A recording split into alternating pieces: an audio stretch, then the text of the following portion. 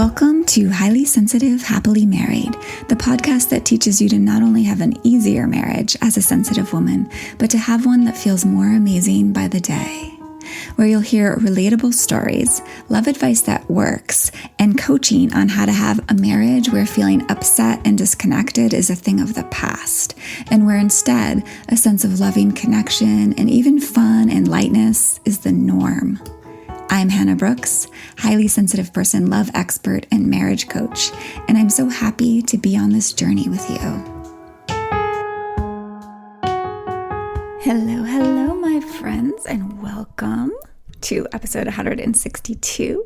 Today, I am going to do something a little different, which, in hopes that it will inspire you, is that I'm going to share one sort of big thing my husband and I do once a year that really just lights up our marriage. It's like a total connection, attraction, and intimacy rejuvenator for us. And I know it can be for you as well. That's what I'd love for you as well. I'm generally more of a big advocate for making lots of small changes in how you think and feel and behave, and interact in your relationship, because those changes really add up to huge, sustained changes, like big changes over time in the quality of your relationship. So I think that is so important. But of course, there are some big things you can do as well that can make a big difference. Now, I also don't like to be super prescriptive. Like, I don't want to totally just be like, you should do this most of the time. But sometimes there are these bigger actions that I have found infuse my relationship with so much of all that I most want it to be, like all the qualities, all the things that I most want it to have, that I can't help but highly recommend that you try out as well. And that's definitely the case with taking an annual anniversary trip. So I'm going to tell you why I think you should take one and why I believe in them so much and how to do them well as a highly sensitive person and what to do if you have some resistance to this idea. And ultimately, what's more important than taking this annual anniversary trip. So listen in. But first, if you've been enjoying the podcast and you haven't yet left a review, please do so over in Apple Podcast. It takes just a minute or two and means the world to me. Not only does it help the podcast help more women, more marriages, more families, but it also warms my heart. When I see them, it just lights me up. It makes me feel connected to you. Sometimes I can feel like I'm, talking to you in a vacuum just because I'm behind my computer when I'm creating these podcasts, and I don't, it's almost like a one-sided conversation. So when I get those reviews, it just lights me up and pleases me so much.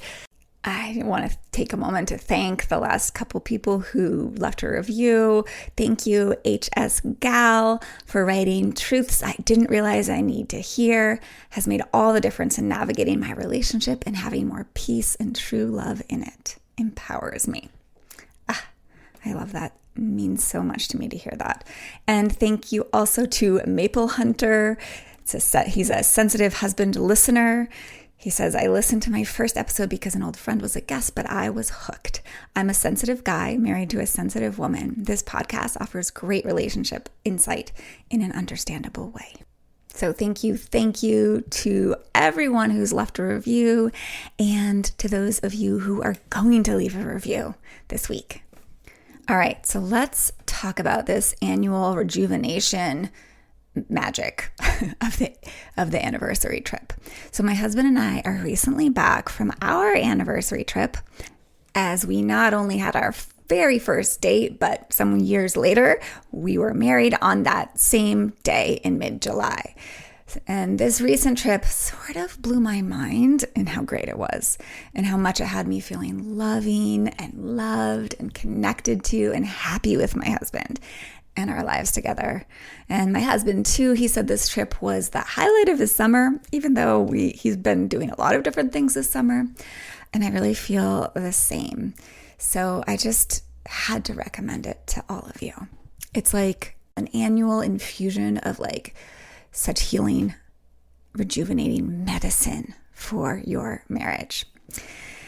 Now, hearing this and thinking of actually doing this trip might feel like a bit of a stretch or a big stretch for some of you, whether that's a financial stretch or a time stretch or even an emotional stretch.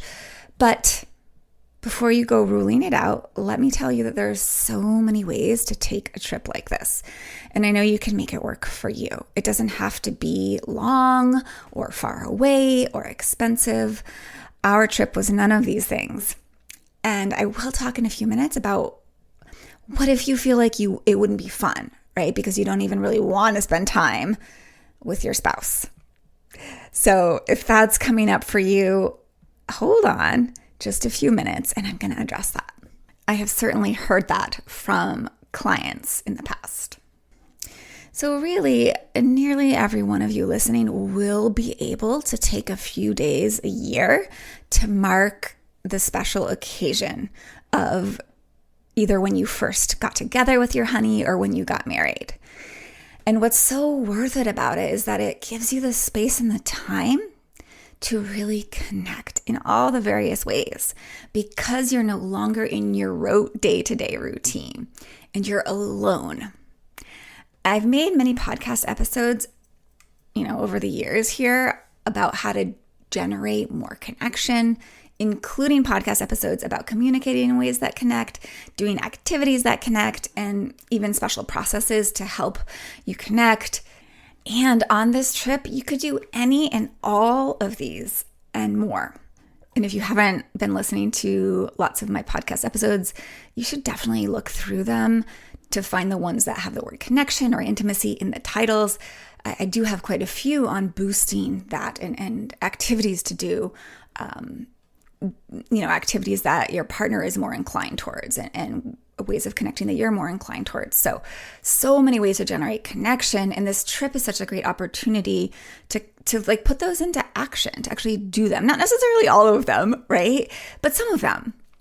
So I like to think that this anniversary trip is really a blank canvas that you get to paint just how you want to in order to honor your relationship and make it stronger and more alive and more joy-filled. Now, obviously, it does not have to be a quote anniversary trip. It can be a trip any time of year. But the main point is that its intention is to honor and celebrate your relationship and just be with each other, right? It's about being with and really enjoying the fact that you have each other in your lives. So my husband and I have been taking an annual anniversary trip for many years now, maybe every single year of our relationship. And it's just gotten better and more like a kind of like necessary shot of vibrancy to our marriage that really seriously helps sustain our love and connection throughout the many other months of the year where we're really doing much more of the very full modern working parents routine thing. And even though I'm a marriage coach and we do have a great relationship because of the work we continue to do on ourselves and on our relationship, the reality is we can get rather down the rabbit hole of routine life. Nonetheless, we can sometimes forget to come up for air for several days at a time. And I think this is really normal, and almost all of you can probably relate. Life is just so busy and full in our modern world, and there's so much about our daily lives and really all the information that we constantly are exposed to and all the stresses of our modern times that just make centering connection and intimacy a bit hard at times. And so many couples just let their connection and relationship take a back burner to all of that. I know many of you can relate to what I'm saying here. But unfortunately, what can happen then, what often happens then, what almost always happens, is over time, if that really keeps happening, these couples find that they aren't that happy, that they don't feel connected. And they find instead that they're arguing about petty stuff. They're just interacting around things that they don't like about each other or the way they do things differently, right? So that juiciness, in other words, fades. And what's left is more of the problems. And this can really, really take a toll on our joy, on our love, on our relationships, everything good, right? And just on our lives in general. So taking this break, this trip, in order to very much center the relationship is vital, in my opinion. I mean, if you had to choose between working on your marriage consistently and consciously on a regular or even daily basis, and like taking that daily and weekly time to focus on connecting versus taking an annual trip to do this, I would definitely recommend the former, right? This regular time and focus on your relationship. Like, that is more important. So don't substitute, the trip for regular conscious attention on your relationship. But if you can do both, I can't recommend it highly enough. So our anniversary trips, my husband and my trips, were really inspired, or somewhat inspired, by my parents' anniversary trips. I remember growing up that at least for several years, it was really cute. They would alternate years to plan a sort of surprise destination anniversary trip for the other one. So one year my stepfather would be in charge, and the next year my mom would be in charge. And it just seemed fun to me. And they definitely had a lot of fun, which wasn't necessarily like the norm for them for many years. Like, they're great now, but way back in the day, their relationship wasn't the picture of health. But that trip was always something that was fun, and they really enjoyed doing together. So in my marriage, after I realized how incredibly vital taking conscious time to focus on connection was, really because my first marriage, in that marriage, my ex and I, we really neglected that time, and it really took a huge toll on us. And I believe it was a really big factor in how we ended up divorced. So in this marriage, I decided to make sure to take an anniversary trip too, every year. So my husband and I don't go far from home. We always stay in state pretty much. Like, we live in Vermont. It's a pretty small state, but it's got so many beautiful, beautiful spots. So we love to stay in our own state, except one year we did go to the Massachusetts coast, which was only about 2.5 hours away. So normally what we do is we go to an Airbnb within an hour or two from home. And we usually only take like 2 or 3 nights for this trip. Although this year we had a 4-night stay, which might have been part of why it was so extra specially good. But generally, these trips are short but super sweet. And the places we tend to stay are affordable places out in the country because we both love nature and views of the mountains and swimming and biking and hiking. And so we choose places where those things are accessible. We also try to have one nice dinner out at a minimum. So we like to go somewhat close to a town with a good restaurant. So that's our basic recipe, really simple, not elaborate, somewhat easy and reasonable to plan and actually execute, right? So that's a tip. It doesn't have to be a big thing. In fact, I recommend against that, especially if you're really busy, right? You want it to be almost bite-sized so that you can really make it happen. And I think that one of the things that makes these trips so magic is the element of novelty. So research shows, and certainly my experience confirms, that novelty actually amplifies attraction. Even in long-term relationships, novelty can mean doing and seeing new things together, right? As well as seeing the new or different aspects of your spouse, or even the new or different aspects of yourself that come out in new places, and the spaciousness of a few days kind of out of time, right? So if you aren't feeling as much attraction between you and your spouse as you'd ideally like to, this trip is a great way to invite more of it in. And as a side note, I have a short but in-depth, power-packed 45-minute course about bringing back the attraction. It will teach you why attraction fades and exactly how to bring it back alive. And it's only $17. So a total steal for a lifetime of staying attracted to your spouse. If you're interested in getting access to that, you can go to the show notes and you'll see a link for it, or head over to my website and there's a tab that says like courses and events. It's under there. But I think most of us would love to keep alive that sense of attraction. So taking a trip to a new place is a piece of bringing that back alive. It really can be part, not all, but part of the way that you build that back up.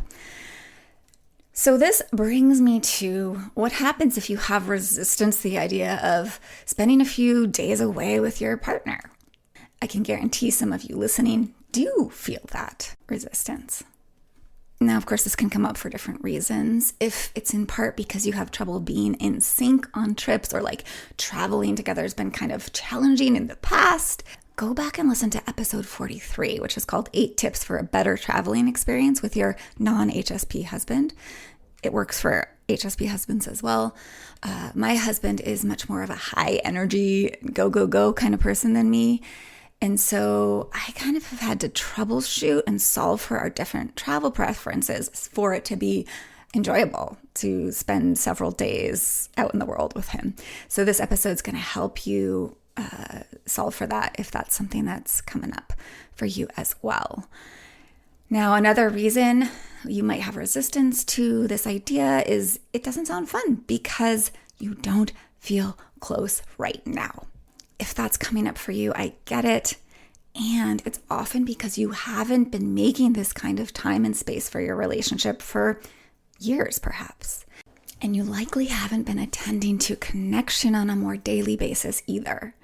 And these things have dulled or even killed your connection, which doesn't mean you can't get it back. It just means it's time to really cultivate it with some attention. And the anniversary trip is a great opportunity to do so.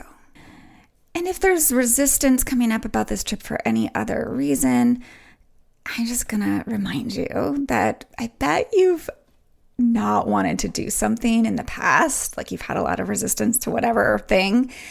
But once you were actually doing it, you were really glad that you did decide to do it. That used to happen to me all the time with various things, but taking gymnastics classes and going to that class a couple times a week, that really stands out. Like that was my first memory of this experience. I resisted it, but then when I got there, I loved it. Or once we started kind of moving and doing our tumbles and such.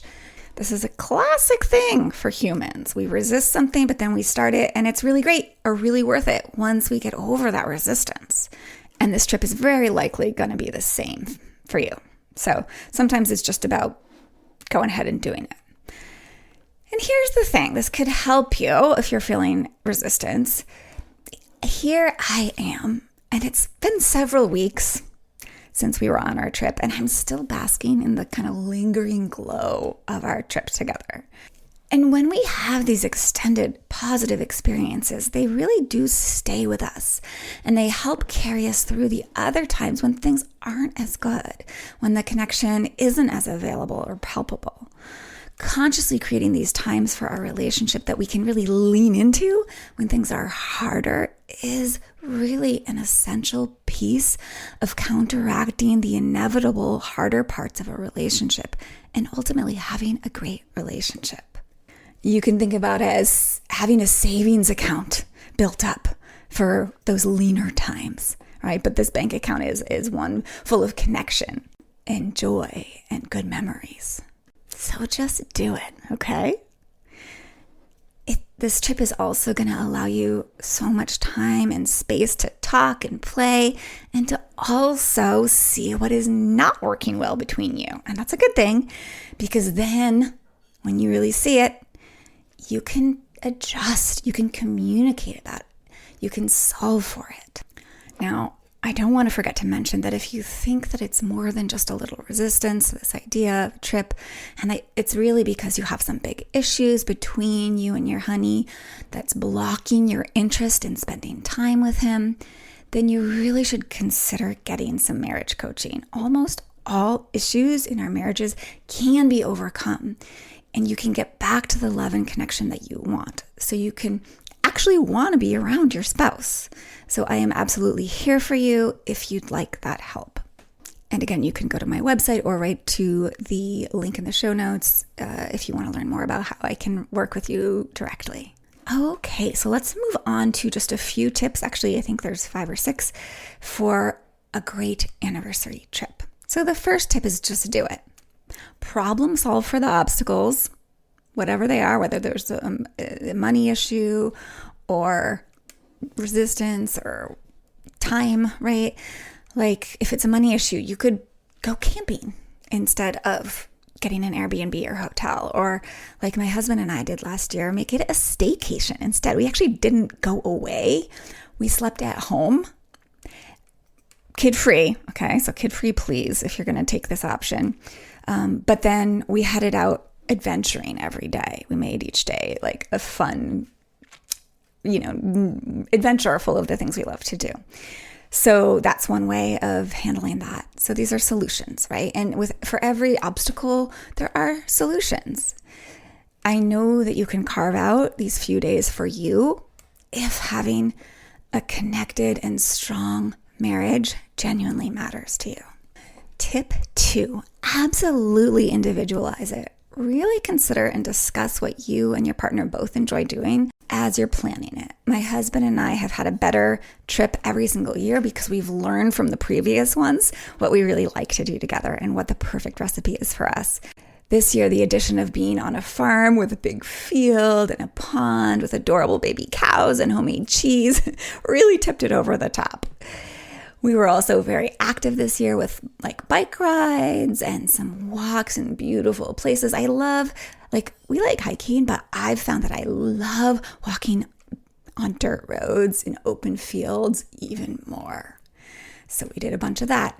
And we went to a concert in the closest city on one of those nights, and we cooked a few really yummy meals together. These are things we adore doing together, and it's taken time to learn this.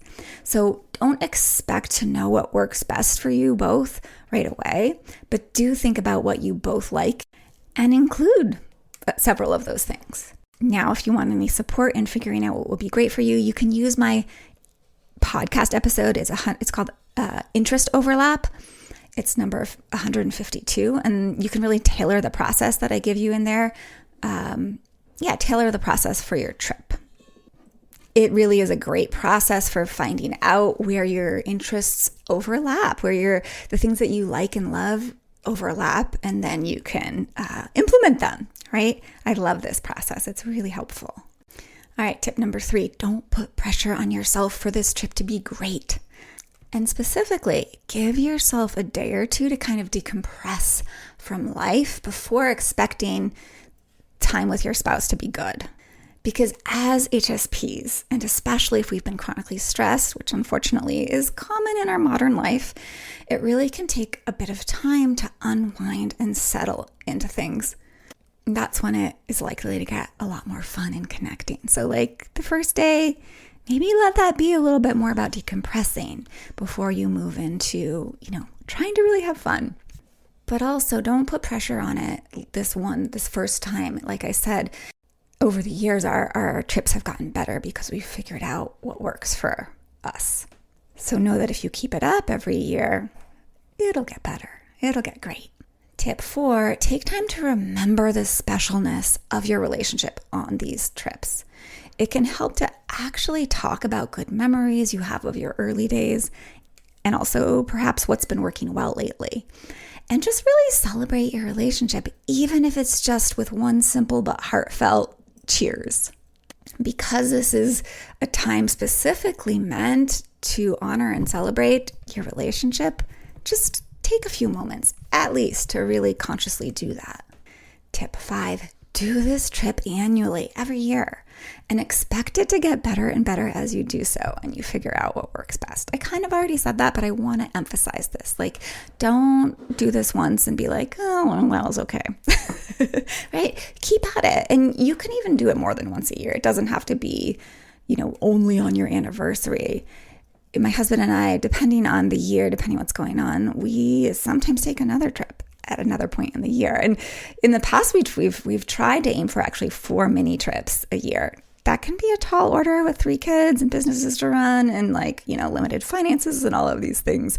But you really, there's no rule. You can do it as much as you want to, but I highly recommend at least once a year. Okay, the last tip is really, please don't use this trip as a substitute for the daily and weekly effort it takes to have a great marriage or even a good marriage. If you rely on a few days a year to keep your marriage strong, you will be doing yourself and your relationship a big disservice. All right, so I hope that that's inspiring to you. I believe truly that if we all honor and celebrate our relationship and take this kind of time for it, both regularly, like daily, weekly, and in a bigger way annually, we will truly all be so much happier in our relationship, and our children and our world will be a much healthier and better place. Plus, life is honestly just so much more fun when we have a good marriage. So go plan and take that trip. And better yet, also take my short Bring Back the Attraction course. Or, best of all, reach out to coach with me. I'm going to put the links for these things in the show notes, or again, you can find them over at www.lifeisworthloving.com. And please, please, please, if you have to choose between getting coaching and an anniversary trip this year, definitely do the coaching. It will honestly improve things in much bigger ways. And then after you've done the coaching or after you've started the coaching with me, plan that trip. You'll have much happier relationship then. And so your trip will be that much more fun and that much more full of intimacy, connection, and love. All right, my friends, be oh so well.